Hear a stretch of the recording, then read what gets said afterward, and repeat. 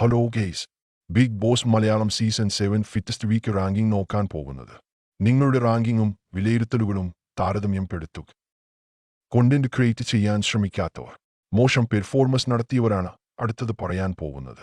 19ാം സ്ഥാനത്ത് Munshi bro. This week എവിറ്റഡ് ആയി. വഴിതെറ്റി വന്നതാവും പാവം, കൂടുതൽ ഒന്നും പറയുന്നില്ല. അടുത്തത് കലാഭവൻ ഷാരിഖ്. കുക്കിംഗ് ടീമിൽ പെട്ടുപോയി. ഒരു കോണ്ടന്റും ഉണ്ടാക്കാനായില്ല. റാങ്കിംഗ് 18. അടുത്തത് സാക്ഷാൽ കെ ബി ഷാരിഖ്. റാങ്കിംഗ് 17. എന്തൊക്കെ ബഹളം ആയിരുന്നു. ഈ നിലയ്ക്ക് പോയാൽ അടുത്ത വീക്ക് വീട്ടിൽ എത്തും. റാങ്കിംഗ് 16. ശൈത്യ സ്വയം അടിപൊളി ചമഞ്ഞു നടക്കുന്നുണ്ട്. നെക്സ്റ്റ് വീക്ക് തീരുമാനം ആവാനാണ് ചാൻസ്. അപ്പോ ഇവരൊക്കെയാണ് ഒരു കോണ്ടന്റ് ക്രിയേറ്റ് ചെയ്യാതെ ഫസ്റ്റ് വീക്ക് തള്ളി നീക്കിയവർ. അടുത്തത് കോണ്ടന്റ് ക്രിയേറ്റ് ചെയ്യാൻ നോക്കുന്നുണ്ട്, പക്ഷേ ക്ലച്ച് പിടിക്കാണ്ട് പോയവർ. റാങ്കിംഗ് 15. അതിൽ 100 കപ്പിൾസ്. 2 പേരുണ്ടായിട്ട് പോലും ഒരു ഇമ്പാക്റ്റ് ഉണ്ടാക്കാനാവാതെ നടക്കുന്നവർ. അടുത്തത് ഡോക്ടർ ബിന്നി. റാങ്കിംഗ് 14.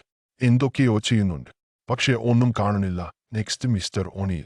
കുക്കിംഗ് ടീമിൽ പെട്ട് കോണ്ടന്റ് ക്രിയേഷൻ ആക്കുന്നില്ല, പക്ഷേ ശ്രമിക്കുന്നുണ്ട്. അടുത്ത് റാണ ഫാത്തിം. റാങ്കിംഗ് 12.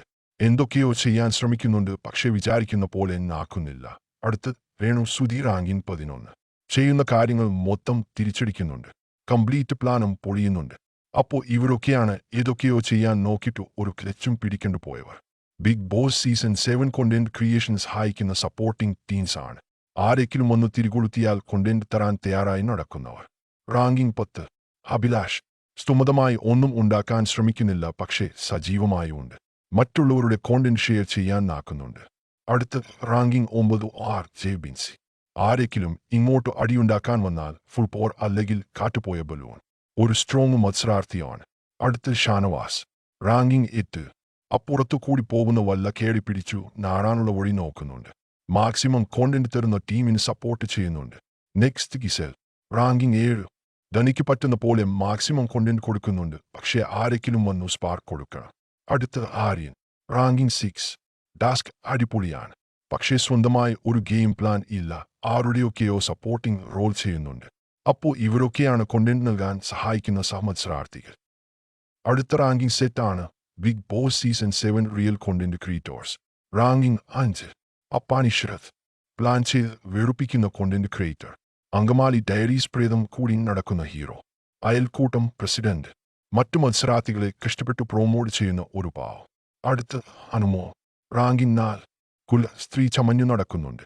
ഒരാൾ ടാർഗറ്റ് ചെയ്താൽ കരഞ്ചൻ മെഴുകും, പക്ഷേ കോണ്ടന്റ് തരുന്നുണ്ട്. നെസ്റ്റ് നിവിൻ. റാങ്കിംഗ് 3. ഒരു പ്ലാന്റ് പെർഫോമൻസ് നൽകുന്നുണ്ട്. ഉള്ളതിൽ വെച്ച് ഒറ്റ കോണ്ടന്റ് ക്രിയേറ്റ് ചെയ്യുന്നുണ്ട്. അടുത്ത് Akbar. Real content creator. BB material. Planning and plotting അടിപൊളിയായി നടക്കുന്നുണ്ട്. ടാസ്ക് എല്ലാം അടിപൊളിയാണ്. അക്ബറാണ് ശരിക്കും റാങ്കിംഗ് നമ്പർ 1 ആവേണ്ടത്, പക്ഷേ എല്ലാ മത്സരാർത്ഥികളും ചേർന്നുമാണ് അനീഷിനെ തർഹീർ ചെയ്തു റാങ്കിംഗ് നമ്പർ 1 ആക്കി മാറ്റിയിരിക്കുന്നു. ഒരു കഷ്ടപ്പാടുകളും ഇല്ലാണ്ട് അനീഷിന് കാമറ സ്പേസ് നൽകി മറ്റു മത്സരാർത്ഥികൾ ചരിത്രം ആവർത്തിക്കുന്നു. അപ്പോൾ ഇതൊക്കെയാണ് എൻ്റെ ഫസ്റ്റ് വീക്ക് റാങ്കിംഗ്. നിങ്ങളുടെ അഭിപ്രായവും കമന്റ് ചെയ്യുക.